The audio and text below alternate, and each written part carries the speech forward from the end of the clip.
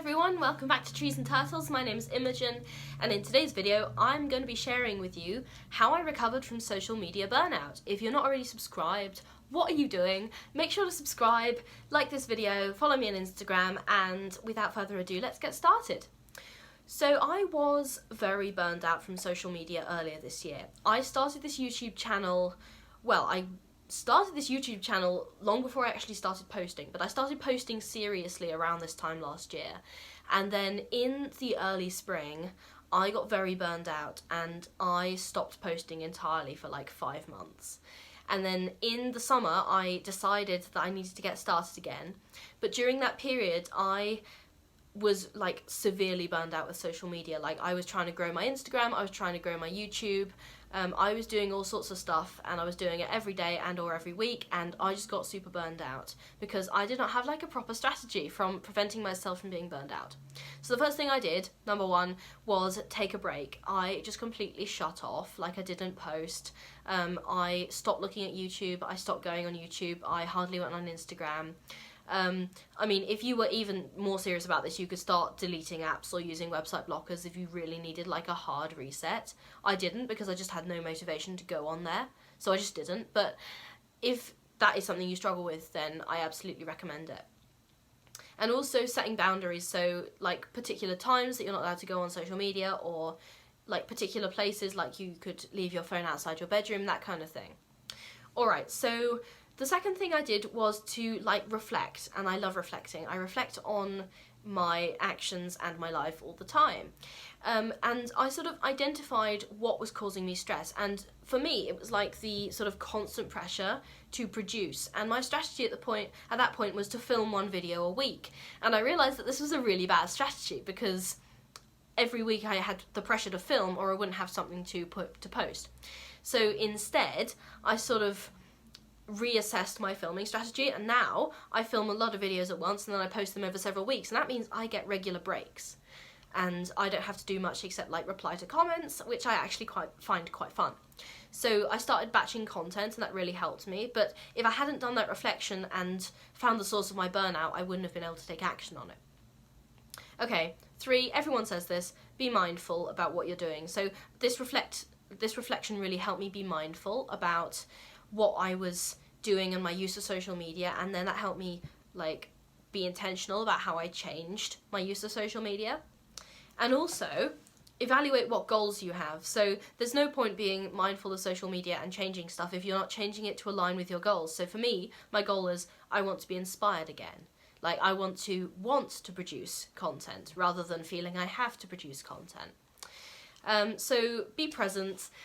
While I'm filming this video, I was actually thinking about like what a privilege it is that I get to produce content for you all and see my channel gain subscribers, and how that's all really, really exciting, because every time I post I'm like, oh, this is great because people are watching this and it's connecting with people. Seriously, if it only connects with 3 people and one of them likes it, job done. Like, I'm so happy that that one person liked it, because if someone walked into my room right now and they were like, this is cool, I'd be like, yeah, like it would make my day. So I think recentering my view on what success looked like was really helpful, and being mindful of the standards I set for myself.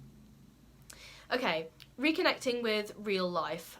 I went outside and touched grass a lot. Like I spent a lot of my summer just doing stuff. Like I'd go in the garden, or I went to Italy, for example, and I just spent a load of time in the swimming pool. That's a slightly bigger example, but you can go outside and touch grass on a more ordinary level, and just like engage in your hobbies. Like this year I started playing D&D and like exercise and talk to an actual person in real life.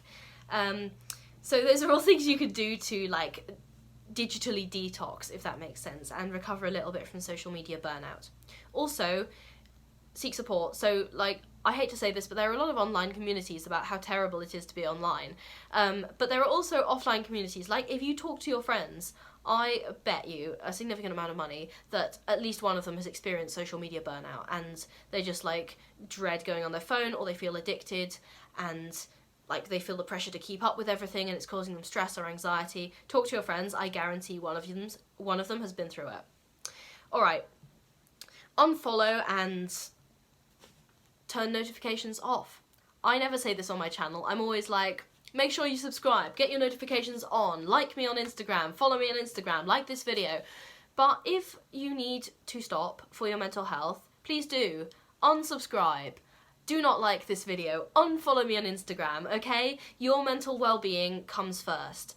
And if you're spending time on social media to the detriment of your own well-being, get off social media. I don't care if it impacts my view count. I would rather that you have good mental health. Get yourself some healthy habits, okay? Sleep. I'm sleeping more this year. I've been experimenting with some new healthy recipes. And get yourself a routine. Like, when you get yourself back into a routine, I find it's really calming. So like, set reminders, or just as you gradually develop a routine, your body will get used to it and it'll remind you like when it's time to wake up, and you'll get sleepy and hungry at like natural times. So get yourself a healthy routine and start practicing, because eventually it will become ingrained. Alright, if you need professional help, there is no shame in going to therapy. You can go to therapy. I've made a video on this, so go to therapy and like bring up your social media burnout. Like, say to your therapist, look, I'm completely burned out from social media, what can I do? And they'll likely have some very good recommendations for you. Okay, I have 2 more things, and the first one is self-education. So learn, if you can, about like what healthy social media usage looks like, because I think sometimes we can get in a bubble and we think that our usage is healthy or normal, and then you realize that actually most people are either struggling with burnout or they use it less, and it's like way over what doctors have recommended. So yeah, just learn a little bit about what's healthy and normal, and maybe that will give you like something to measure your own usage against. Okay, and my final tip, because obviously I am back, here I am, back on social media, back posting, and indeed posting even more than before. So I think this break was really good for me, because I had time to reflect and realign to my goals, and also create a plan so I didn't get burned out in future. And also that will help my growth, hopefully. But also return gradually, so ease yourself back into social media, be mindful, have a plan, like set yourself some boundaries, make sure you have time to unwind, make sure that you don't go back to the burnout that you had before. So be mindful about your return, be gradual about your return, and be intentional about your return. Okay, that's all for this video. If you liked it, make sure to give it a thumbs up. Subscribe if doing so won't burn you out. Follow me on Instagram, again, if doing so won't burn you out. And I will see you in the next video. Alright, bye!